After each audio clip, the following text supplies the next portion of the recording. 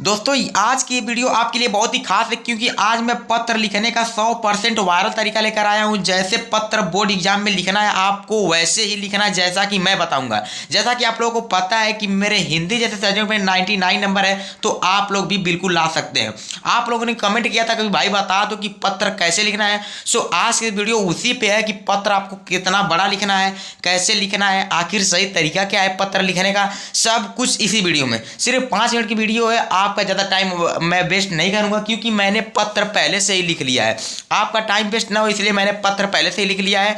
आपको मैं बताने वाला हूं कि पत्र लिखना कैसे है, लेकिन आप लोगों का अभी एक फर्ज बनता है कि इस वीडियो को लाइक करके हमारे चैनल को जल्दी सब्सक्राइब कर लीजिए क्योंकि अगले हम 45 दिन में आपको हिंदी जैसे सब्जेक्ट में 99 नंबर तो दिलाकर ही रहेंगे, जैसा कि मैंने खुद प्राप्त किया है और आप लोग भी प्राप्त कर सकते हैं। अगर आपने लगातार 45 दिनों के लिए हमारे चैनल को फॉलो कर लिया जैसे जैसे मैं बता रहा हूँ, आपने अगर वैसे प्रेजेंटेशन कर दिया पेपर में तो आपके भी पूरे 95% प्लस आने वाले हैं। ठीक है, तो आप लोगों को वीडियो बिल्कुल भी मिस नहीं करनी है और वीडियो को अंत में देखिएगा क्योंकि आज मैं आपको बताने वाला हूं कि ऐसे कौन कौन से इंपॉर्टेंट एस्से हैं, यानी कि जो आपके पत्र हैं वो पेपर में आने वाले हैं। सो आज के वीडियो को पूरा देखिएगा। अंत में मैं ये भी बताऊंगा कि आप लोगों को कैसे लिखना है और सही तरीका क्या है और आप कैसे 4 अंक पक्का कर सकते हैं। सो चलिए वीडियो में बिना देरी किए शुरू करते हैं क्योंकि आपके पास टाइम बहुत कम है। सो वीडियो में देखते हैं। सबसे पहले आपका क्वेश्चन क्या रहता है कि पत्र कैसे लिखे।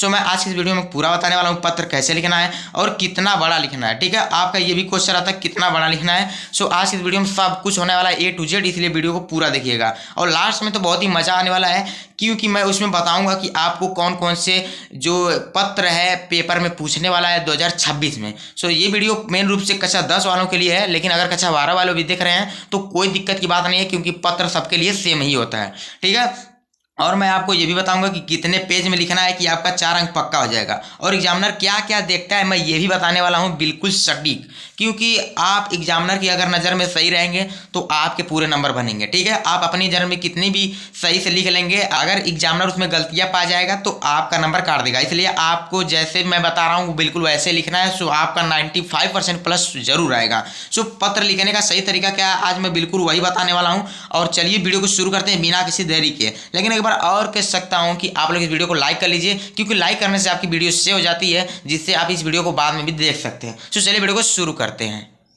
इस तरीके से आपको पत्र लिखना है पेपर में। ये बहुत ही अच्छा तरीका लिखने का, प्रेजेंटेशन का भी ये बहुत बढ़िया तरीका है। एग्जामिनर आपको ऐसे ही नंबर देता है जब आप इस तरीके से पत्र लिखते हैं।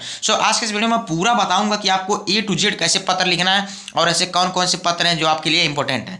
सबसे पहले आपको डालना है खंड ब वर्णनात्मक प्रश्न, क्योंकि जो खंड अ होता है उसमें आपके बहुविकल्पी क्वेश्चन दिए होते हैं और खंड ब में वर्णनात्मक प्रश्न। ठीक है, तो आपको वर्णनात्मक प्रश्न नहीं करना है। आप इसलिए खंड ब आपको डाल देना और अच्छे से 2 लाइन ऐसे दे देना हाईलाइट के लिए। ठीक है, आपको हाईलाइट के लिए आपको 2 लाइन जरूर से दे देना है और मैं तो कहता हूं आपको इसको स्केच से लिखना है। ठीक है, स्केच का प्रयोग कर रहिएगा आपको इसके लिखने के लिए, लेकिन ये जो प्रश्नोत्तर संख्या लिखने के लिए आपको यहाँ पर काली पेन का यूज करना है। और प्रश्नोत्तर संख्या 8 आपके पेपर में कुछ भी हो सकता है प्रश्नोत्तर संख्या, तो आप उसके लिए जैसे आप यहाँ पर देख लीजिए मेरे प्रश्न पत्र में आया था प्रश्नोत्तर संख्या 8, ये पत्र लिखने के लिए कहा था प्रधानाचार्य को। ठीक है, तो मैंने आपको इसमें और इसमें से कोई एक ही करना है, या फिर आप नलियों की समुचित व्यवस्था के लिए कर सकते हैं या फिर अपने प्रधानाचार्य को छात्रवृत्ति के लिए एक आवेदन पत्र लिख सकते हैं। मैंने आवेदन पत्र का लिया है और मैं आपको बताने भी वाला हूँ कि आपको छात्रवृत्ति के लिए अगर आ गया तो आपको आवेदन पत्र कितना लिखना है और कैसे लिखना है। आप देख सकते हैं कि मैंने लिखा है प्रश्नोत्तर संख्या 8 क्योंकि पेपर में ही लिखा था प्रश्न संख्या 8। तो यहाँ पे आप लोगों को प्रश्न संख्या 8 लिखने के बाद आप लोगों को स्टार्टिंग क्या करना है, सबसे पहले आप लोगों को 1 से 1.5 फीट का ये हाशिया खींच लेना है। ठीक है, आपको 1 से 1.5 फीट का ये हाशिया खींच लेना है क्योंकि यहाँ पे आप लोगों को पर्याप्त टाइम होना चाहिए ये लिखने के लिए। इसलिए आप लोग जब हाशिया खींच देंगे तो आपको कुछ ही देर में लिखना होगा और आपको कुछ ही पेज में आपका पेज भी भर जाएगा। ठीक है, वरना आप बोरिंग हो जाएंगे लिखते लिखे। तो आपको 1 से 1.5 फीट का आपका हाशिया खींचना है, फिर उसके बाद इसके 2 लाइन खींचना है क्योंकि ये 2 लाइन से बहुत अट्रैक्टिव दिखता है, एग्जामिनर के लिए भी बहुत अच्छा होता है ऐसा। ठीक है, ऐसा आपको लिखना है। सबसे पहले आपको स्टार्टिंग कहाँ से करना है, सेवा में श्रीमान प्रधानाचार्य जी। आप जिसको पत्र लिख रहे हो अब आपको पता चलेगा यहाँ पे क्या लिखना है। तो यहाँ पे देखिए दिया था कि प्रधानाचार्य को लिखने के लिए, तो यहाँ पे आपको प्रधानाचार्य जी ही लिखना है यहाँ पे। ठीक है, आपको प्रधानाचार्य जी लिखने के लिए बोला था तो आप लोगों को प्रधानाचार्य जी लिखना है।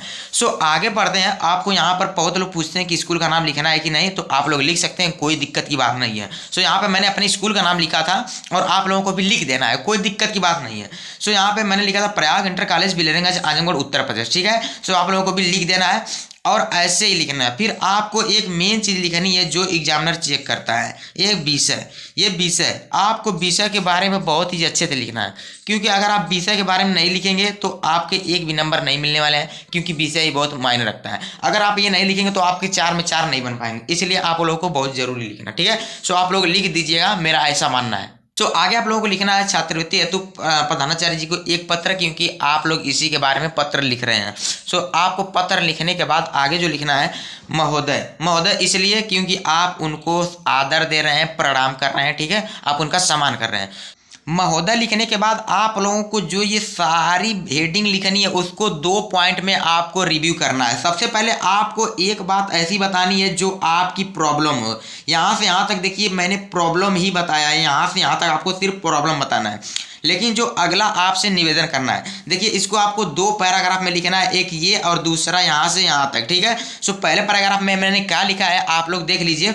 सविनय नम्र निवेदन है कि मैं आपके विद्यालय की कक्षा 10वीं का छात्र हूं। मैं एक गरीब परिवार से संबंध रखता हूं, मतलब मैं गरीब हूं, क्योंकि मेरे पिताजी एक सीमांत किसान है। मेरे पिताजी गरीब किसान है, ठीक है, और माताजी एक गृहिणी। आपको ऐसी अपने परिवार के बारे में लिख देना है, अगर आपका ये आएगा तब छात्रवृत्ति के लिए, ठीक है। अदरवाइज आप कुछ भी लिख सकते हैं, लेकिन आपको अट्रैक्टिव लिखना चाहिए, अच्छा लगना चाहिए और आपकी स्थिति से मिलता जुलता होना चाहिए, ठीक है। इस बार फसल अच्छी पैदावार न होने के कारण हमारी स्थिति ठीक नहीं है, ठीक है। तो अब यहाँ तक आपको ये आपने परेशानी बता दी कि आपको प्रॉब्लम क्या है, किसकी वजह से आप फीस जमा नहीं कर पा रहे हैं। लेकिन आगे जो आपको लिखना है वो आपको प्रणाम सहित लिखना है, आदर सहित लिखना है। क्या लिखना है? अतः आपसे निवेदन है कि मुझे छात्रवृत्ति प्रदान करने की कृपा करें, जिससे मेरी पढ़ाई में कोई बाधा न आए, ठीक है। इसके लिए मैं आपका सदा आभारी रहूँगा। आपको इतने लिखने के बाद आपको एक चीज़ का जरूर ध्यान रखना कि आपको धन्यवाद जरूर से लिखना है। आप लोगों को यहाँ पे धन्यवाद लिख देना है, क्योंकि धन्यवाद करने से एग्जामिनर समझ जाता है कि बच्चे ने सही लिखा है। आपको यहाँ पे धन्यवाद जरूर लिखना है, क्योंकि मैंने ऐसे लिखा था जिसकी वजह से मेरे 99 नंबर आए, ठीक है। सो आप लोग तो जानते ही हैं। तो जैसा कि मैंने बताया कि आप लोग ऐसे लिखना है, लेकिन अब आगे क्या करना है, आपको आगे यहाँ पर लिखना है एक छोटी सी चीज़। सबसे पहले तो आपको बता दूं, आपका लिखना आपका आज्ञाकारी शिष्य। बहुत लोग यहाँ पे नाम लिख देते हैं, लेकिन आपको XYZ लिखना है, ठीक है। आपको यही गलती तो नहीं करनी है जो मैं आज बताने वाला हूँ।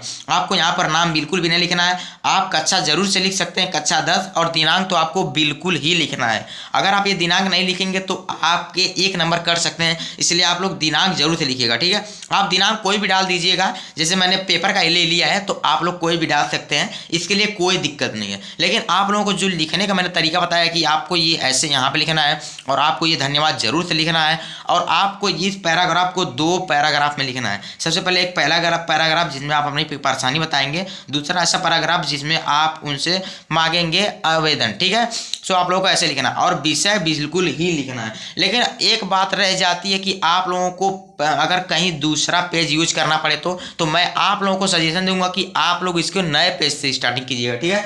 आप लोग जब ये पत्र लिखेंगे तो आप लोग नए पेज से स्टार्टिंग कीजिएगा, ताकि आपका एक ही पेज में सब कुछ हो जाए। तो इसकी वजह से आपके 4 अंक तो पूरे पक्का हो जाएंगे, ये मेरी गारंटी है, अगर आपने ऐसा लिख दिया तो। और आपको ये पूरे पेपर को 2 स्टेप में लिखना, जैसा कि मैंने बताया।